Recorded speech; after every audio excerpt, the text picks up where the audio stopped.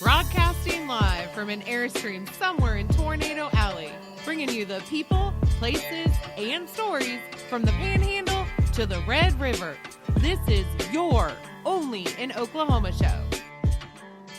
And welcome to the show. Today we're talking about one of the most family-friendly parks in the state, known as the Meadows. And after the break, is Texas invading? I'm Brett. And I am Harley. How are you, sir? I am good.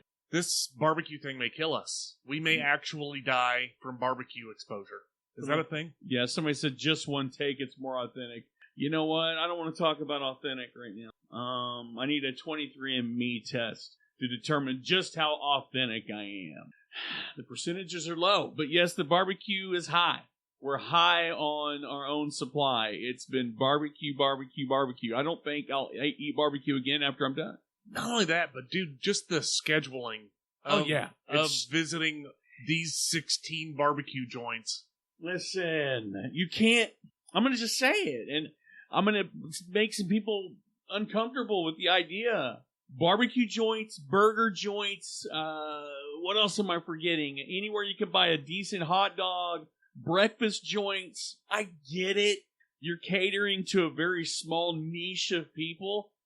This show right here that you're listening to right now has sold more chicken fried steaks than they can shake a chicken fried stick at. Chicken fried sticks?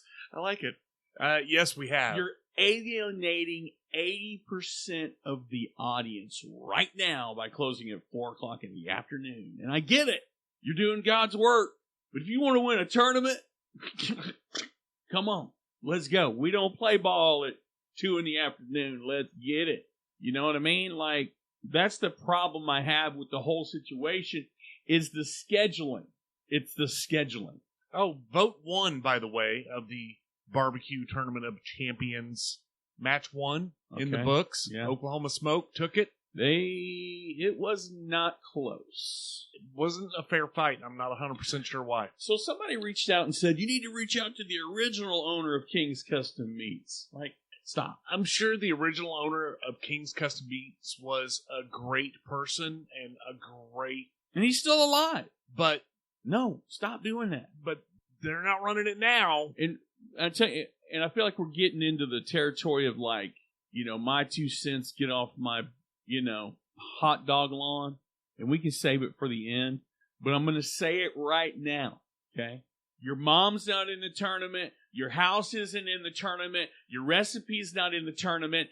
If you don't sell me barbecue, if you don't have health regulations, I'm not buying barbecue from you. You're not in the tournament. Stop saying it. We'll address that again later. But for now, can we do something that's tranquil and because barbecue's not family friendly. It's not.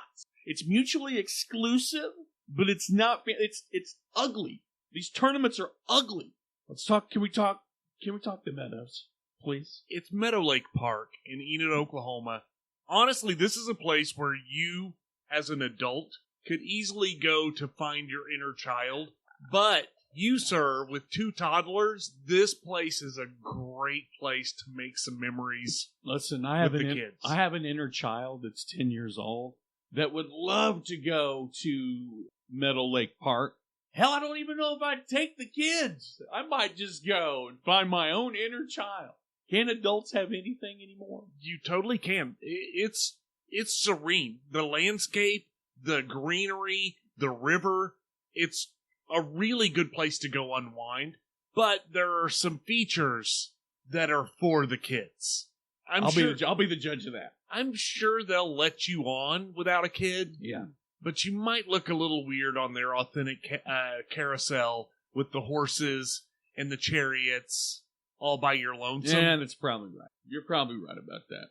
But you and the kids kind of harken back to a simpler time. You can get a full panoramic view of the park. Yeah. On their Ferris wheel. Dude, there aren't a whole lot of those that are still stationary. Around. Yeah. This is all run by the Kiwanis there in Enid. So I want to know what they are. Kiwanis Club. I remember as a kid, we had a Kiwanis Club meetings at Kiwanis Club, and I felt like they were both Kiwanis Club and Knights of Columbus, which is like the Knights Templar, basically, isn't it? Sorta. It's like it's a Catholic quasi. No, it's a Catholic men's group. Cool. But Kiwanis Club, I'm interested to see what they offer. I'm always looking for a men's club to join. It's an international service club founded in 1915 in Detroit, Michigan. Yeah. Let's see, it's found in 80 nations. Wow. Around the world. It's founded 80 nations? It's found in... Oh, I was like, that's some pretty high praise. They might be patting themselves on the back a little too much. They have 445,000 members around the world. Really? They perform 7.7 million service hours a year. Wow. They really give back to the community. It looks like it, but I don't know what they were founded on, so maybe one day we'll get into that. Maybe we will. Back to the park. The highlight. Yeah. The jewel, the jewel of the Nile.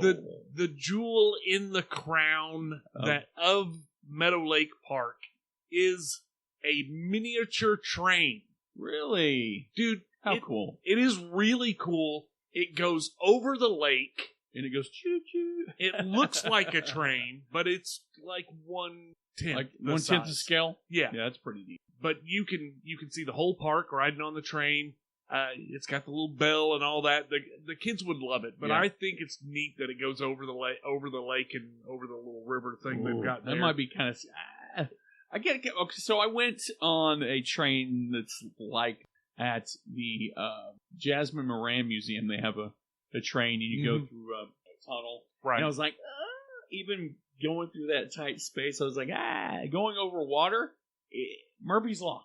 Well, Murphy's Law. I am going to say that the train is going over water that's like 3 feet deep, and the train is like 3 feet from the water.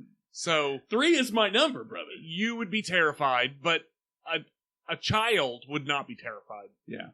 They have paddle boats on the lake. They have a miniature golf course, slide swings, climbing structures for the kids. But for an adult, you can bring your fishing gear, set up your lawn chair, and there are a variety of fish that you can fish in the lake. Oh, yeah, that's fun. Throughout the park, you'll find a whole bunch of shelters and picnic areas if you want to bring a lunch. But the caveat to all of this. What's that?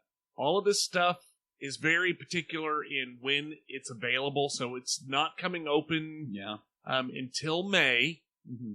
But the park is open all the time. But the carousel, the Ferris wheel, the pedal cars, the train rides, those are all done by the Kiwanis, and they only do it during the summer. Mm-hmm. So Friday through Sunday on most of it. The golf they pretty much do every day, and they have snow cones stand there. But the trains and the paddle boats and all that stuff, it's weekends only. So if you want to take full advantage of it, it's a weekend trip and not a weekday trip. Oh, yeah. But it is right there, 1200 West Roop Avenue in Enid, Oklahoma. I'll include a link in the show notes, but if you want to find some easy access information, you can just go to visitenid.org. Dude, people sleep on Enid. Coming up after the break, the Texans are coming. Our partner for today's show is EnidSOS, or Enid Street Outreach Services. They are a local non-for-profit providing services to low-income, hungry, and or unsheltered people in and around Enid, Oklahoma. Listen, if you are in need of showers, food, clothing, shelter, even medicine, or advocacy, if you're looking to kind of just get back on your feet again, this is absolutely the place for you to do that. They distribute nutritious meals for those who they're having food insecurities, housing, work. They're absolutely one of the best there is. And honestly, EnidSOS is only made possible through contributions of volunteers, donors, and supporters. So whether you can volunteer your time or donate essential items, toothbrushes, blankets, water, food, or make some sort of financial contribution, everything that you give makes a huge difference to what they're doing in the town of Enid. Absolutely. If you want to volunteer, if you want to donate, or if you just want to support them, you can do that anonymously as well. But your time, I think at the end of the day, your time is the most valuable currency. I would agree with that 100% because I don't have enough of it. No one does. And if you want to find out more, check out enidsos.org. So, Brett, today's news story is from Kelso over at Z94. More Texans are moving to Oklahoma than vice versa. I am not shocked. I will say I had a conversation about going to Texas today. I hate Texas. Like, I don't like it. I go maybe once a year. It's not a place that I'm like, hey, I'm going to go visit. My one trip this year is going to be in August. It's a solo home run trip to a concert. But come on, Texas, bring your so-called best barbecue. Dude, I'm Please. telling you, the number of times in our feedback, the number of times we hear from Texas saying Texas is better or everything's better in Texas or whatever the case may be. Mm-hmm. I want to know why there are so many of them moving to Oklahoma. Right. Yeah. Well, once you get into Dallas-Fort Worth, the interstate system, that's a pretty big indication. I wouldn't live in... You would have to pay me, like, handsomely to live in Texas. I cannot stand it. Well, I think the problem is, according to the statistics, around 24,000 Oklahomans have moved to Texas over the last year. Yeah. While 26,000 Texans have moved to Oklahoma. I think people move to Texas, honestly. The people that I know, I don't know, but just in like Facebook friend circles, I'm using that very loosely, it's for work. More often than not. Yeah. I think you rarely ever move to a bustling metropolis because I don't know, there's been such a sea change with people, Californians moving to Texas, Texas moving to Oklahoma. Well, according to Kelso at Z94, that's part of the reason. His idea or his thought on it was that currently Texas is having an identity crisis, and it's due to the large influx of people from different political climates, most notably Californians, coming to Texas because the land is cheap in comparison to California. I want to save it for the feedback section, but I've been accused of being from California. You have, and we'll touch base on that. That is definitely coming up in the feedback. What do you think about the migration happening to and from Texas? Let us know, and if you want more information on Kelso's news story, we'll include a link in the show notes to their website, but you can find them at z94.com. So our feedback that I wanted to discuss today involves... Are you ready? Your Braums video. Are you ready? Yes, the first bit of feedback from James Minton. Dude, you're the guy eating gas station hamburgers and then talk shit on Braums and call yourself an Oklahomie? Let me guess, born in California? Do you know how many times I've been accused? Are you letting me? You're gonna let me go a little. I'll keep it good. I'll be a good boy. Yeah, as long as you keep it PG. I have been accused of being from California. I like that I look like I'm from California. But I've been accused of being from California or from out of town more times than I would care to count. I'm not from California. I was born and raised in Oklahoma, born in Claremore, Oklahoma, at Claremore Indian Hospital, May 29th, 1977. In fact, it was 2 days before I had a name. Okay. But I am from Oklahoma. I was raised on Braums. I worked at Braums. So I'm going to chime in for just a second. My daughters love Braums. Every time they come to Oklahoma, they eat at Braums. But here's the thing. I love Braums. I don't. But Braums, it's nostalgia. That's it. That's it. When they sold out, things changed. And everything changed. We've got plenty of comments from other people who are born and raised in Oklahoma, like Paul Hood, who says the Braums burger has gotten really small in the last 6 months. It has gotten small. Almost a double cheeseburger size at best. It's ridiculous. I remember it was such a treat to go. You went to Braums after the game. You went to Braums on a Sunday night. You went to Braums on a Saturday afternoon. You knew exactly what you were getting yourself into. Well, I think, unfortunately, that is the case today. It's just not what it was. As I replied to the comment, here is the thing about Braums. Let's not get it twisted, okay? If you think it's anything close to the same, you're lying to yourself. I can count on one hand restaurants that aren't local. Listen, I peaked in the 90s. You know what I mean? Braums peaked in the 90s. McDonald's, everything that we loved. Remember when Braums was the best fast food? Dude, honestly, it hasn't been that long. And I'm not saying that it's the worst thing ever. I'm not by any stretch of the imagination. But let's be honest. Their breakfast isn't good either. It's not what it used to be. I'm not saying it's not good. I'm saying it's not what it used to be. Listen, you know who has the best fast food? Now hear me out. I'm about to drop. Oh my God, I'm a bomb. You know who has the best biscuits and gravy in fast food? Now, I was raised on biscuits and gravy. From Braums. No, I was raised on the real deal. But I'll tell you who has the biscuit and gravy game. Okay, let's hear it. Down to a science. All right, I'm listening. Are you ready for this? I hope so. McDonald's. No. Yes. No. Yes. No. Mark it down. McDonald's has the best biscuits and gravy you can get. Braums can't come close. Okay, I'm done with you. They can't come close. David Cortez responded to your Braums video, and he said, it's boom boom sauce, damn it. Yeah, because everybody's got a fry sauce. Boom boom sauce is fry sauce. Well, he disagrees with you in your Braum sauce. It's boom boom sauce.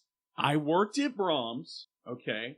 They don't have a name for the sauce that they put on the burger. Hold on, you worked at Braums. Yeah. And you have this negative point of view on Braums right now. Did you get fired from Braums? I did, and I quit. I'm going to need to see the records. You know, I've never put a 2-week notice in a job before. That doesn't surprise me. I've done the Irish goodbye, maybe, but or we've downsized. But no, McDonald's biscuits and gravy, stop sleeping on it, I'm telling you right now. No. Except dude, that goes against the policies of this show to highlight McDonald's. Braums, get your shit together. Like, I bought a cheeseburger with the cheese I waited 5 minutes on a burger. The cheese wasn't even melted. I don't think their cheese melts. Stop it! Quit! I'm sorry, I don't think their cheese replacement melts. You're not. And if their comeback is, well, we're trying to have a little bit of a healthier, we're making it smaller to make. No, you're not. You're not. You know that you can't have a quarter-pound burger because it's copywritten by McDonald's. We know. Braums, we're on to you. We know it's not a true third-pound burger. We know it. In its entirety, it might be. Not the pack. I don't know if I disagree with that. So this is what I think I'm going to do. I've mentioned it, and I'm going to say it now. For those listening at home, watching at home, and listening to this, Braums, I'm coming for you. So here's the thing. I think we talked about it last week. I'm tired of people sticking up for Braums. I am. I think there are pros and cons to the situation, but I do think that Braums has fallen off. They're falling off the wagon, They've fallen off their throne to a degree, but I think one of the things that you and I discussed before is we don't call winners and losers, but we're damn sure going to call balls and strikes. So when we get a bad deal, we're going to call it out. If it didn't live up to the expectations, we're going to let you know.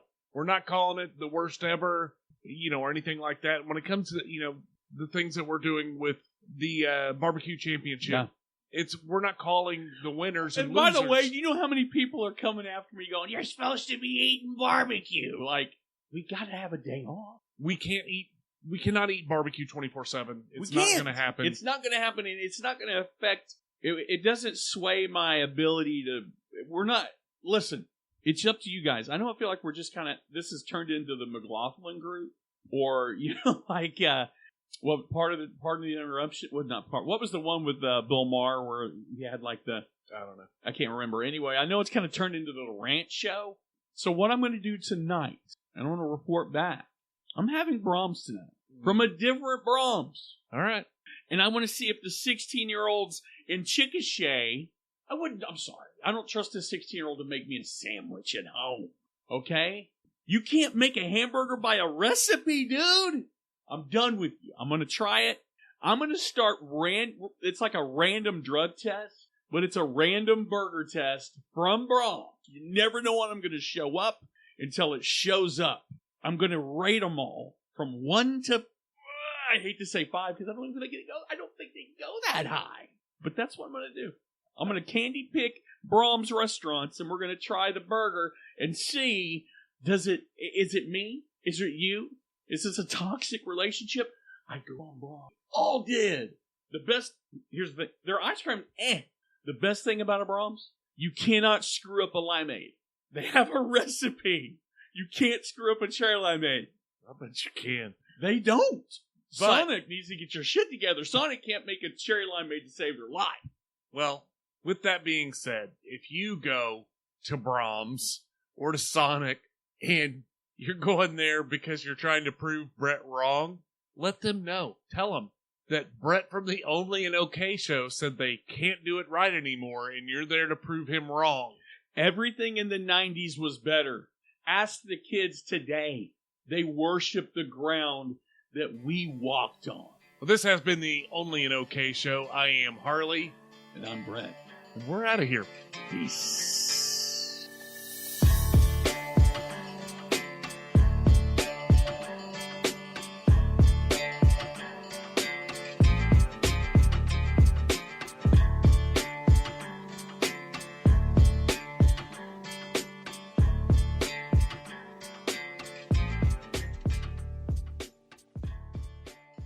Best burger in Oklahoma, a little short. Our pregame at Brandy's the other day, 9,200 views. That went up yesterday. The Braums video, 9,100. American Grill Company, 10,000. The barbecue tournament is 4,000. Del Rancho, you did a couple of weeks ago, 50,000 views. Wildcat Corner, the one in Shawnee, Oklahoma. I'm sorry. 60,000. 80,000 views.